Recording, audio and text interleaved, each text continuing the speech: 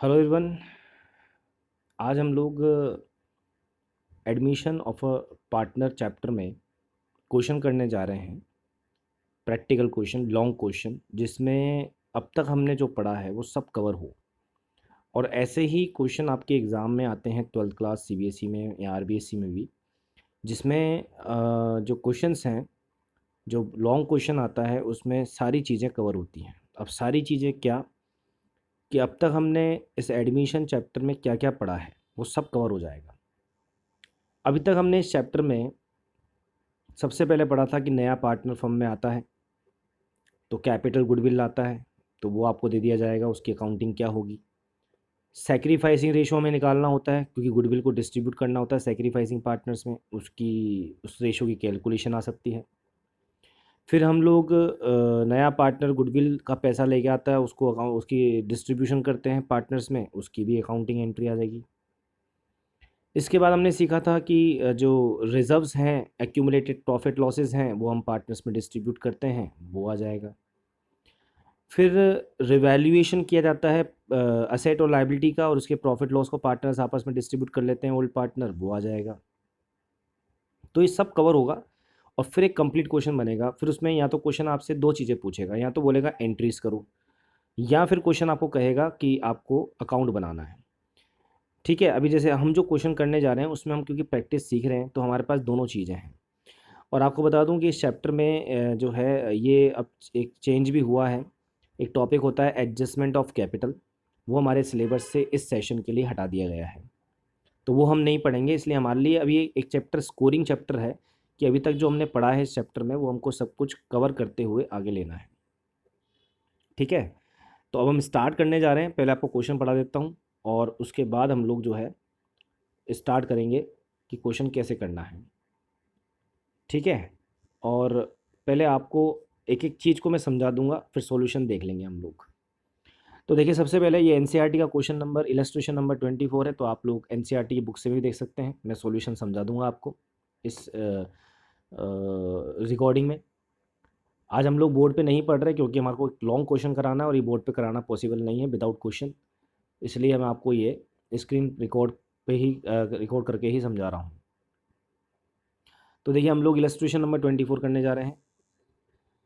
Following is the balance sheet of A and B who were sharing profit in the ratio 3:2। A भी partner है, ratio है 3:2 में, profit को distribute करते हैं। उनकी एक बैलेंस शीट दी हुई है आपको 1 अप्रैल 2015 की। तो ऐसे क्वेश्चन शुरू होगा लॉन्ग क्वेश्चन कि आपको एक पुराने पार्टनर जो हैं ए बी, जैसे ही दिया हुआ है यहाँ पर, उनकी बैलेंस शीट दी होगी, और आपको क्या करना है, उस बैलेंस शीट को पहले रीड करना है। क्यों रीड करना है, कि आपको ये देखना है उनके पास क्या सेट लायबिलिटीज़ है, और साथ में ये भी देखना है क्या उनके पास कोई रिजर्व्स तो नहीं है पुराने, क्योंकि वो आपको डिस्ट्रीब्यूट करने पड़ेंगे। तो आप देखेंगे कि बैलेंस शीट में कैश इन हैंड है, डेटर है, स्टॉक है, फर्नीचर है, प्लांट मशीनरी है। ठीक है, नॉर्मल असेट्स हैं सारी। लायबिलिटी साइड में हमारे पास क्रेडिटर है और कैपिटल दी हुई है। ठीक है, ए और बी की 30,000 और 20,000, तो ये हमारे पास कैपिटल भी है। अब इस क्वेश्चन में कहीं बैलेंस शीट में लायबिलिटी साइड में कोई रिजर्व विजर्व नहीं है, जनरल रिजर्व वगैरह हमारे पास कुछ भी नहीं है। तो अभी जो हम क्वेश्चन कर रहे हैं इसमें आपको एक चीज़ की कमी लगेगी, वो है रिजर्व। रिजर्व नहीं है इस क्वेश्चन में, चलो कोई बात नहीं, अभी हम लोग सीख रहे हैं, आगे रिजर्व वाला क्वेश्चन भी कर लेंगे। अब आप देखेंगे आगे लिखा हुआ है ऑन दैट डेट, नीचे लिखा हुआ है सी इज़ एडमिटेड, हम यहाँ आ गए हैं। On that date C is admitted into the partnership firm on the following terms. अब जो सी है वो फर्म में आया है बता रहे हैं, तो यहाँ से पकड़ में आया क्वेश्चन एडमिशन का है। अब पहला पॉइंट पढ़िए, क्या क्या तय हुआ जब नया पार्टनर आया। सबसे पहले तय हुआ कि C is to bring ₹15,000 as capital. C 15,000 तो अपनी कैपिटल लाएगा, and ₹5,000 as premium for goodwill for 1/6 share. मतलब सी 15,000 अपनी कैपिटल लाएगा और ₹5,000 प्रीमियम फॉर गुडविल के लाएगा अपने 1/6 शेयर के लिए। मतलब उसको प्रॉफिट में 1/6 शेयर दे रहे हैं, इसके लिए दो अमाउंट लेके आ रहा है। अब देखो 5,000 जो ये प्रीमियम फॉर गुडविल ला रहा है, आपको बता चुका हूँ ये बात मैं पहले, कि गुडविल का जो पैसा पार्टनर नया पार्टनर लाएगा, ये डिस्ट्रीब्यूट कर दिया जाएगा उन पार्टनर्स में जो उसके लिए क्या करेंगे, सेक्रीफाइस करेंगे। ओके, तो अब आप देखिए कि यहाँ पर इसके ये जो कैपिटल और गुडविल का पैसा लाया, इसकी एंट्री क्या होगी। क्या एंट्री सीखी थी हमने, देखिए एंट्री आपके सामने। क्योंकि क्वेश्चन ने एंट्री पूछी है, ये लिखा हुआ है रिकॉर्ड जर्नल एंट्रीज, इसलिए हम एंट्री भी कर रहे हैं और बाद में हम अकाउंट भी बनाएंगे, रिवैल्यूएशन अकाउंट, कैपिटल अकाउंट। ठीक है, तो पहले मैं एंट्री की बात कर लेते हैं। फर्म में पैसा आ रहा है, बैंक अकाउंट डी आर होगा। कहीं कहीं का पैसा आ रहा है कैपिटल का, तो लिखेंगे टू सीज कैपिटल और टू प्रीमियम फॉर गुडविल। इन्होंने टू गुडविल लिखा हुआ है केवल, इसको आप टू प्रीमियम फॉर गुडविल भी लिख सकते हैं। ठीक है, ये जो गुडविल लिखा हुआ है इसको आप प्रीमियम फॉर गुडविल भी लिख सकते हैं। ठीक है, चलिए इसकी बात मैं आपके सामने कर रहा था, इसको अपन प्रीमियम फॉर गुडविल भी लिख सकते। तो यहाँ अगर हम लिखेंगे to premium for goodwill, PFG short में बता रहा हूँ मैं आपको, तो वो भी सही लिखा जाएगा। ठीक है, और टू गुडविल लिखा है तो भी सही है, कोई प्रॉब्लम नहीं है। NCERT में आप टू गुडविल पाएंगे, जबकि अदर रिफ्रेशर बुक्स में आप प्रीमियम फॉर गुडविल अकाउंट पाएंगे। अब क्या करते हैं अगले बात, इसके बाद क्या होता है, इसके बाद जो एक प्रीमियम फॉर गुडविल आया 5000, इसको हम डिस्ट्रीब्यूट कर देंगे उन पार्टनर्स में जो सेक्रीफाइस करेंगे। उसकी एंट्री क्या होगी कि ये जो गुडविल अकाउंट है या प्रीमियम फॉर गुडविल अकाउंट है वो डेबिट हो जाएगा, और टू जो सेक्रीफाइस कर रहे हैं। अब देखो सेक्रीफाइस कौन कर रहा है, या तो हमको सेक्रीफाइसिंग रेशो निकालना पड़ेगा, या फिर देखेंगे हम क्वेश्चन में कुछ रेशो के लिए बोल रखा है क्या हमारे को। अब मान लो अगर रेशो में क्वेश्चन में इस रेशो के लिए कुछ नहीं बोल रखा कि भाई नया पार्टनर अपना हिस्सा ए और बी से कैसे ले रहा है, नथिंग इज़ गिवन। आपको सिखाया था रेशो के केस में हमने कि if nothing is given about sacrificing about new ratio, then we will assume, हम ये मान सकते हैं कि ए और B will sacrifice in their old ratio, and old ratio is 3:2। ठीक है, इस क्वेश्चन को आप पढ़ेंगे, आगे मैं पढ़ लूँगा हालांकि, और इस क्वेश्चन में मेरे को जहाँ तक दिख रहा है अब तक ऐसे रेशो के लिए कोई इन्फॉर्मेशन नहीं है। तो वी विल अज्यूम, हम ये अज्यूम करेंगे कि ए और बी 3:2 के रेशो में क्या करेंगे, सैक्रिफाइस करेंगे। मतलब सी को जो 1/6 हिस्सा देना है उसका 3/5 शेयर ए देगा और 2/5 शेयर बी देगा, वो हम कैलकुलेट कर लेंगे, लेकिन हमें उससे मतलब नहीं है। हमें ये पता चल गया सैक्रिफाइसिंग का रेशो 3:2 है। तो ये जो गुडविल लाया है पार्टनर 5000 रुपीज़, नया पार्टनर, उसको हम पार्टनर्स में डिस्ट्रीब्यूट कर देंगे। उसकी एंट्री होगी, देखिए एंट्री क्या होगी, ये आपके सामने एंट्री है। गुडविल अकाउंट हो रहा है डीआर, गुडविल अकाउंट डीआर हो रहा है। ठीक है, गुडविल अकाउंट डीआर हो रहा है, और टू ए टू बी, ए और बी में जब आपने गुडविल का पैसा बांटा उनकी कैपिटल इंक्रीज होगी, इसलिए सीआर कर देंगे। क्या रेशो लेंगे, 3:2 का, ये इसका सेक्रीफाइसिंग रेशो है। और ये रेशो हमने कैसे अज्यूम कर लिया, क्योंकि कुछ रेशो दिया हुआ नहीं था, इसलिए हमने मान लिया कि ओल्ड रेशो ही सेक्रीफाइसिंग रेशो है। यहाँ तक की बात क्लियर है। अभी हम एंट्रीज की बात कर रहे हैं, ठीक है, क्योंकि क्वेश्चन ने एंट्री भी पूछी है। तो पहली दो एंट्री तो हो गई हमारे पास जब एडमिशन होता है पार्टनर का, एक तो पार्टनर कैपिटल आता है उसकी एंट्री हो गई, और एक जो वो गुडविल लेके आता है वो भी कैपिटल के साथ ही हमने एंट्री कर ली, अलग भी कर सकते थे, हमने कमाई एंट्री कर ली कैपिटल और गुडविल लाने की, और उसके बाद उस गुडविल को हम लोग क्या कर रहे हैं, डिस्ट्रीब्यूट कर रहे हैं, उसकी एंट्री हो गई।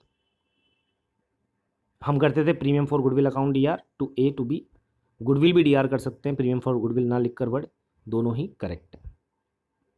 ठीक है, आगे बढ़े। अब आगे क्वेश्चन पढ़ना पड़ेगा, यहाँ तक की बात हमने समझ ली। आगे देखिए,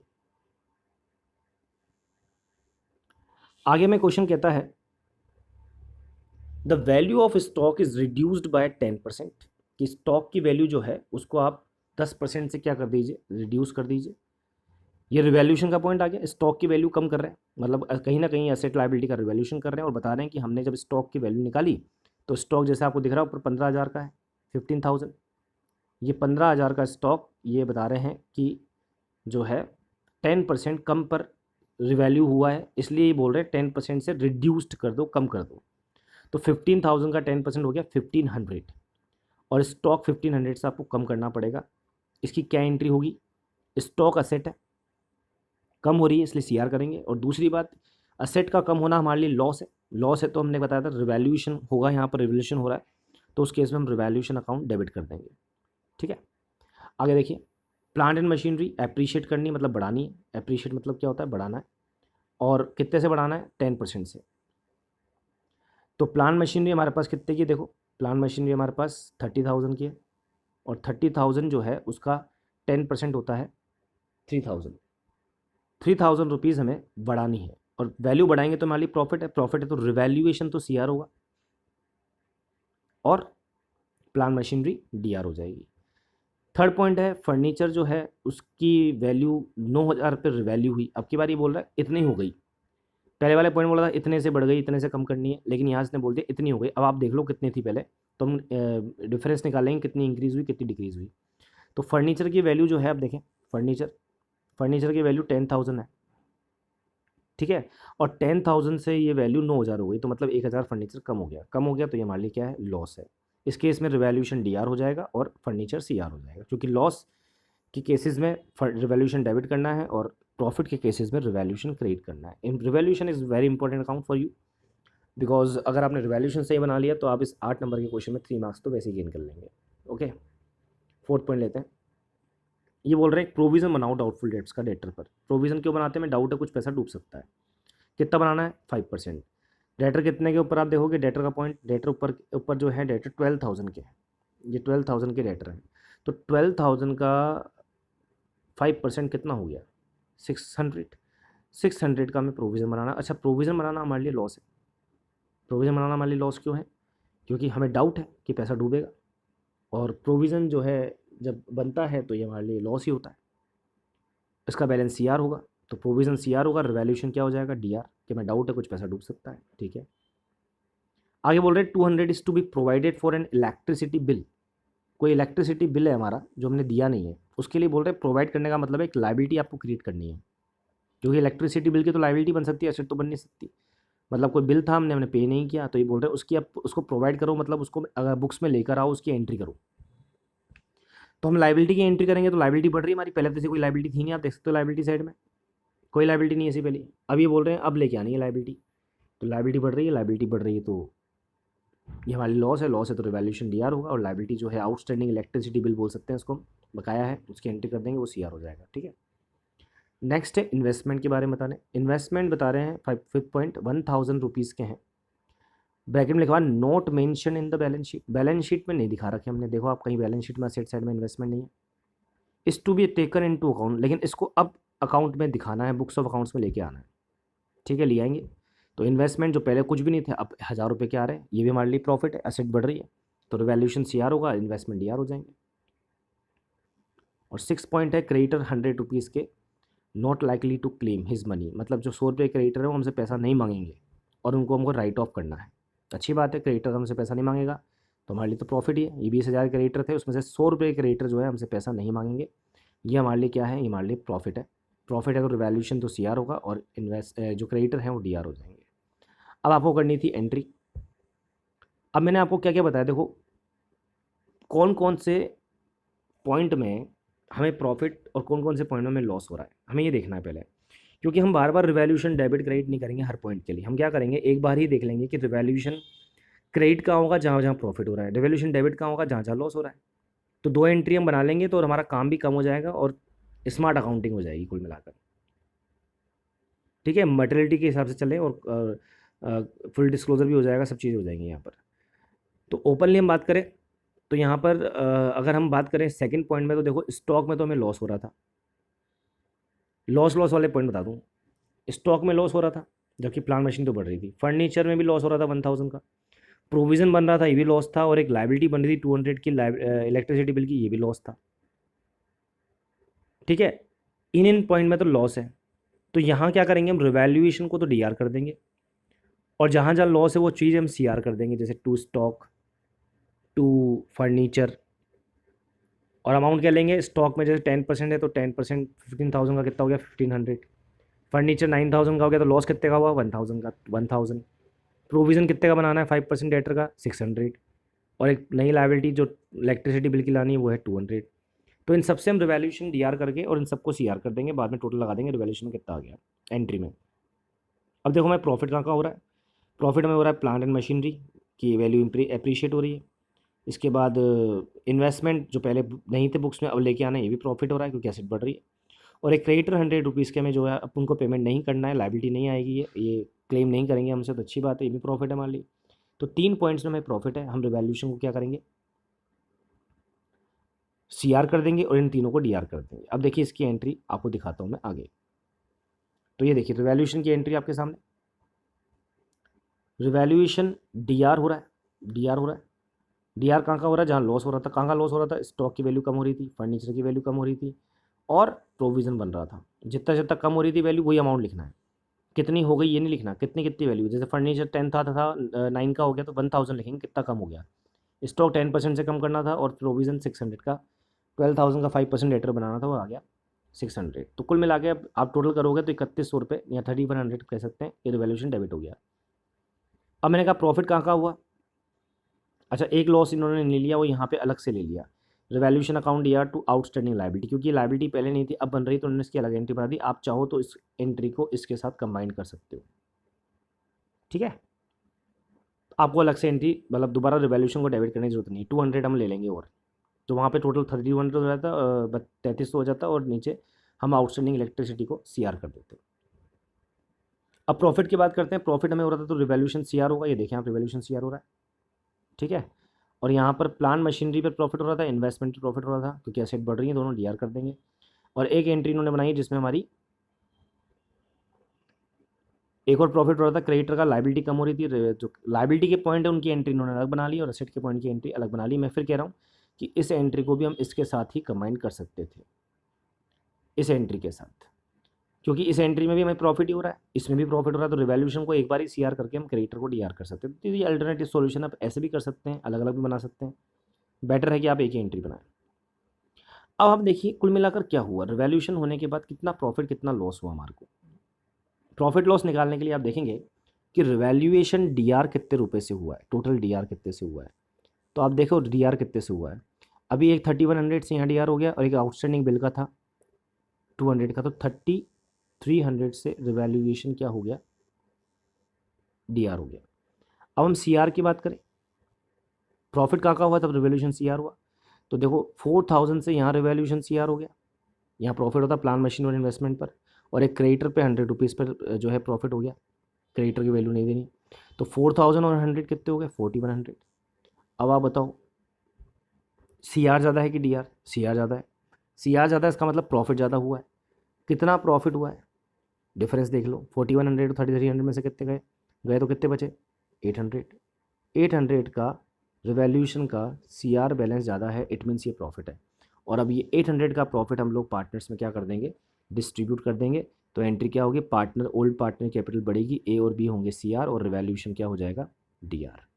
क्लियर है, ये आप देख लेंगे एंट्री हो रही है डिस्ट्रीब्यूट करने की, और ये ओल्ड रेशो में पार्टनर्स में बांट देंगे। ये है रिवैल्यूएशन का प्रॉफिट या लॉस, ठीक है।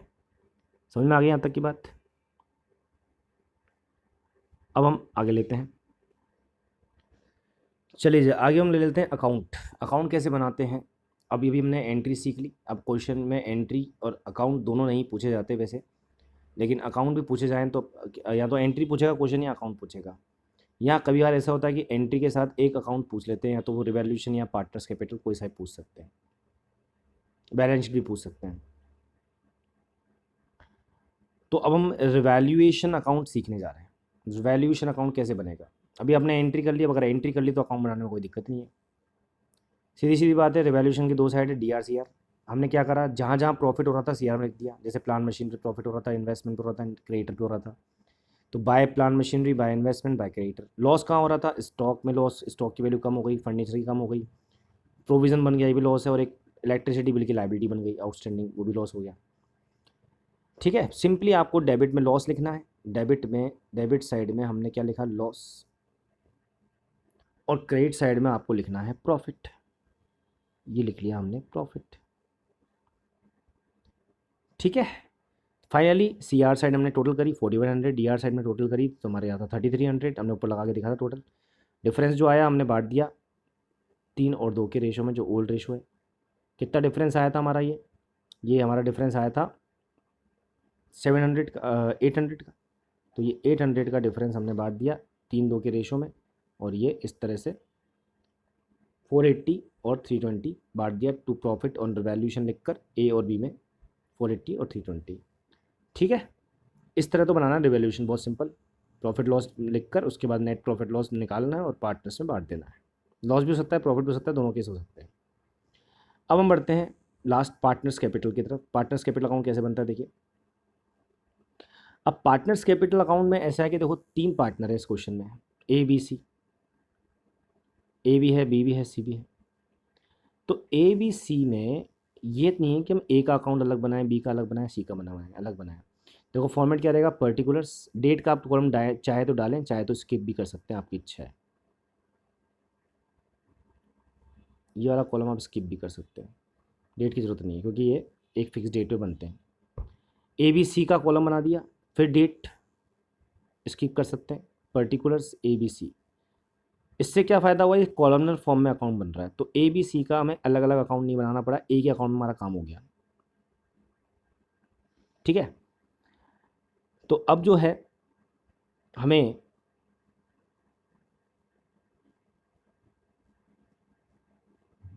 देखना ही अकाउंट कैसे बनता है। देखिए सबसे पहले पार्टनर्स कैपिटल का बैलेंस लिखा जाएगा, opening C R balance, by balance B D लिख कर 30,000 और 20,000। ये N C R T book में बाय टू नहीं लिखा हुआ, आप इसका ध्यान रखेंगे, लिखना होगा आपको एग्जाम में बाय और to. By balance B D कितना कितना बैलेंस था, 30,000 और 20,000। ये कहाँ लिखा हुआ था, ये बैलेंस शीट में दिया हुआ था, दिखा दें आपको एक बार। ये देखिए आप बैलेंस शीट में ये हमें बैलेंस दिया हुआ था, ये रहा बैलेंस ए और बी का। ठीक है, तो ये हमको बैलेंस दिया हुआ था। अब यही balance by balance B D है क्योंकि ये नया पार्टनर से आने से पहले इनका ओपनिंग बैलेंस था कैपिटल का। अब आप देखिए इसके बाद इस कैपिटल बैलेंस में क्या क्या चेंजेस हुए वो लिखना है। तो देखिए इसके बाद बाय बैंक नया पार्टनर कैपिटल है, उसकी पोस्टिंग कर देंगे, अपनी एंट्री दी बैंक अकाउंट या टू सीज कैपिटल में बाय बैंक, बैंक में लिख देंगे अपन ने अमाउंट सी में 15,000। फिर वो गुडविल लाया था, गुडविल की भी एंट्री थी बैंक अकाउंट या टू प्रीमियम फॉर गुडविल, लेकिन इस एंट्री की पोस्टिंग यहाँ नहीं होगी क्योंकि इस एंट्री में कहीं पार्टनर्स कैपिटल अकाउंट नहीं आ रहा। फिर उस गुडविल को हमने पार्टनर से बांट दिया था, तो गुडविल अकाउंट या to A to B entry करी थी, तो गुडविल हमने लिख दिया ए और बी के सी आर में बाय गुडविल। तो सिंपल सी बात है, कैपिटल अकाउंट बनाने का बहुत सिंपल सा लॉजिक है। अगर आप एंट्री का दिमाग नहीं लगाना चाहते हैं तो ट्रिक है कि जहाँ जहाँ पार्टनर की कैपिटल बढ़ेगी सी आर में लिख देंगे, घटेगी टी आर में लिख देंगे। फिर क्या हुआ था, कोई और कुछ चीज़ें थी क्या, रिवैल्यूशन हुआ था, रिवैल्यूशन का प्रॉफिट लॉस हमने बांटा, प्रॉफिट बांटेंगे तो कैपिटल सी आर होगी, इसलिए सी आर में लिख दिया अपने बाय रिवैल्यूशन 480 और 320। ठीक है, इस ध्यान रखें यहाँ पर आपको बाय लगाना है क्योंकि बुक ने नहीं लगा रखा है एनसीईआरटी में, ये थोड़ी दिक्कत है। और फाइनली उसके बाद हमने क्या करा, डीआर साइड में हमारे पास कुछ भी नहीं था, ऐसा कुछ भी नहीं हुआ जिससे कैपिटल कम हो। टू साइड में मतलब डीआर साइड में हम लोग गए, निकाल दिया to balance C D, C R side जोड़ी, डी आर साइड में हालांकि कुछ भी नहीं लेस करने के लिए, तो वही जो टोटल है वही बैलेंस निकल जाएगा 33,480, 22,320 और 15,000। क्लियर है, ये बैलेंस हमारा कैलकुलेट हो जाएगा इस तरीके से। इस तरह से बनाना आपको पार्टनर्स कैपिटल अकाउंट। तो तीन ही चीज़ों की अकाउंटिंग मेनली एडमिशन के टाइम पर अब रह गई है आपके लिए, वो है एक तो गुडविल की accounting by premium for goodwill या गुडविल लिख कर करेंगे, रिवैल्यूशन में या तो प्रॉफिट होगा या लॉस, लॉस होगा तो डेबिट साइड में आ जाएगा टू रिवैल्यूशन, प्रॉफिट होगा तो बाय रिवैल्यूशन, और सबसे पहले लिखना है बाय बैलेंस बी डी। और लास्ट एक चीज़ होती है रिजर्व, जो इस क्वेश्चन में नहीं था, हम एक क्वेश्चन लेंगे जिसमें रिजर्व भी आ जाए, रिजर्व वाला क्वेश्चन हमको सोल्व करा देंगे, जिसमें रिजर्व आएगा तो रिजर्व भी डिस्ट्रीब्यूट करके फिर अपन पार्टनर्स का क्या निकाल देंगे, बैलेंस निकाल देंगे। तो आई थिंक आपको यहाँ तक की आज क्लास क्लियर होगी। क्वेश्चन हमने किया और इस क्वेश्चन को कराने का पर्पज़ सिर्फ ये था कि बोर्ड पर नहीं हो सकता था, इसलिए हमने आपको स्क्रीन पर ही समझाया है क्वेश्चन कैसे होगा। और ज़्यादा कुछ दिक्कत वाली बात नहीं है, बहुत सिंपल है कि जो क्वेश्चन है उसमें आपको पढ़ना है, कंप्लीट क्वेश्चन है, अब तक जो हमने सीखा वो सारी चीज़ें इसमें कवर हो रही है। केवल एक रिजर्व इस क्वेश्चन में एब्सेंस था, वो एब्सेंट थी तो हम उसको ले लेंगे बाद में। ठीक है, तो आज के लिए हम लोग इतना ही लेते हैं। आप एनसीईआरटी से इस क्वेश्चन को रिवाइज कर सकते हैं, 24 नंबर का इलस्ट्रेशन है। और जो हमने आज सीखा है वो प्लीज़ आप नोट डाउन करें कॉपी में, फेयर कॉपी में, क्योंकि धीरे धीरे हम लोग क्वेश्चन से बढ़ने जा रहे हैं और अब आपके आने वाले एग्ज़ाम्स में भी ये चीज़ हम लोग कवर करेंगे। तो देखते रहिए आप इसको, और इसको करने के बाद, इसको देखने के बाद, पढ़ने के बाद आप घर पे ज़रूर इस इलस्ट्रेशन को जो हमने किया वो ट्राई करिएगा। ठीक है, तो आज के लिए इतना ही लेते हैं। Thank you so much.